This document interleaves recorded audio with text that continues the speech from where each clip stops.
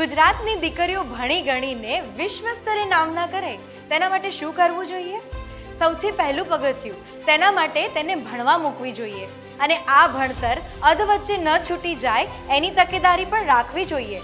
વડાપ્રધાન શ્રી નરેન્દ્રભાઈ મોદીના આ વિઝનને સાકાર કરવા મુખ્યમંત્રી શ્રી ભૂપેન્દ્રભાઈ પટેલે ગુજરાતમાં શરૂ કરી છે નમો લક્ષ્મી યોજના. ધોરણ 9માં પ્રવેશ મેળવતી ગુજરાતની દરેક દીકરીઓને આ યોજનાનો લાભ મળે છે. ધોરણ 9 અને 10માં દર મહિને ₹500ની સહાય અને ધોરણ 10મું પાસ કરતા મળે છે બીજા 10,000 રૂપિયા. એટલું જ નહીં, 11મા ધોરણમાં આવતા જ 12 ધોરણ સુધી દર મહિને મળવા લાગે છે ₹750 અને 12મું ધોરણ પાસ કરતા મળે છે બીજા 15,000 રૂપિયા. કુલ ₹50,000ની આર્થિક સહાય મળે છે.